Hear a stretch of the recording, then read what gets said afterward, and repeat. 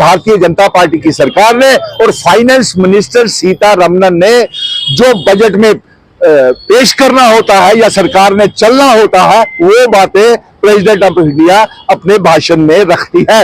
लेकिन अफसोस इस बात का हुआ कि इस भाषण से यह साफ जाहिर हो गया कि भारतीय जनता पार्टी जम्मू कश्मीर रियासत का दर्जा वापस बिल्कुल नहीं करना चाहती है।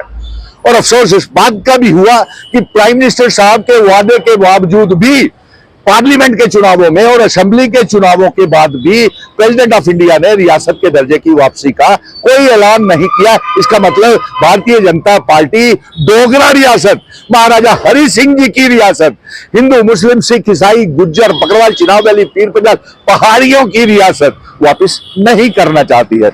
और मैं तमाम पॉलिटिकल पार्टी से कहूंगा कि अब तो आपकी आंखें खुलनी चाहिए और खास तौर के ऊपर 28 भारतीय जनता पार्टी के एमएलएज की और 2 पीएमओ मंत्री और 2 मेंबर पार्लियामेंट जो दाएं बाएं प्राइम मिनिस्टर के होते हैं, आपने कभी रियासत के दर्जे की मांग की? कभी डोगरा रियासत की मांग की? क्या महाराजा हरि सिंह जी ने जिन शर्तों के ऊपर असेशन विले भारत के साथ किया था उसकी मांग की? स्टेट सब्जेक्ट सिस्टम लागू करने की मांग की? नहीं की आप लोगों ने। और अफसोस इस बात का हो रहा है कि प्रेसिडेंट ऑफ इंडिया ने और बीजेपी के तमाम मेंबर पार्लियामेंट जोर जोर से तालियां बजा रहे थे जब प्रेसिडेंट ऑफ इंडिया ने कहा कि भारी वोटिंग टर्नओवर असेंबली और पार्लियामेंट में के चुनावों में हुआ है और चुनी हुई सरकार आई है।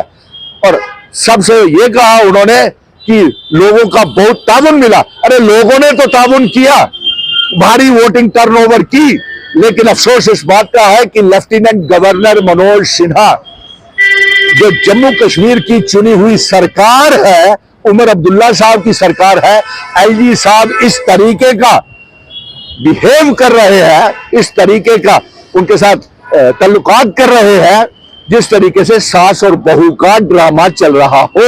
और इस सरकार को ड्यूल पावर होने की वजह से जम्मू कश्मीर की चुनी हुई अवाम की सरकार को नहीं चलने दिया जा रहा।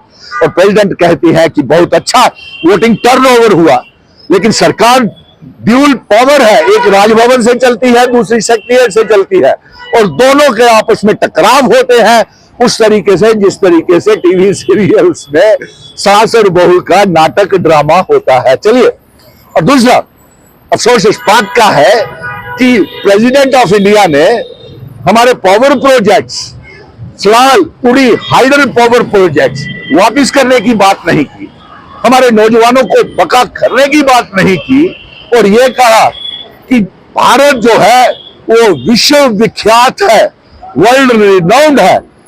और आपने महंगाई को कम करने की बात नहीं की, आपने कहा 1 नेशन 1 टैक्स। तो फिर एलपीजी, पेट्रोल, डीजल को महंगाई कम करने के लिए जीएसटी के दायरे में क्यों नहीं लाया जा रहा? नंबर 2, जिस मुल्क के 85 करोड़ लोग 5 किलो राशन के कतारों में लाइनों में खड़े हो, वो विश्व गुरु कैसे बन सकता है? वो विश्व गरीबी का बन सकता है, लेकिन वो नहीं बन सकता। और उसके बाद आपने ये बीजेपी के 28 एमएलएस और 2 मेंबर पार्लियामेंट, कभी आपने दरबार मूव शुरू करने की बात करी? कभी रेत बजरी पहाड़ हमारे नौजवानों की बात करी कि उनको पक्का किया जाए, नौकरियां दी जाए? उल्टा मैं एक चेतावनी यहां से दे रहा हूं, अगर जिस तरीके से पहले स्मार्ट मीटर हमारे ऊपर लगाए गए, फिर हमारे power projects, prepaid meter, recharge वाले मीटर अगर लगाए गए और अब पानी भी बेचा जा रहा है, अगर मेरे चिनाब, जेहलम और तभी का पानी के मीटर लगे तो उस दिन से सुनील डिंपल भूख हड़ताल कर देगा मैं, क्योंकि गरीब लोगों के ऊपर बेइंसाफी नहीं होने दूंगा।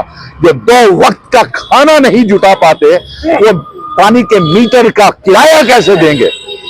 अभी ये ईस्ट इंडिया कंपनी की तरह भारतीय जनता पार्टी के एमएलएस और मेंबर पार्लियामेंट, इनके कारपोरेटर ही प्रॉपर्टी टैक्स भी लगा के गए थे।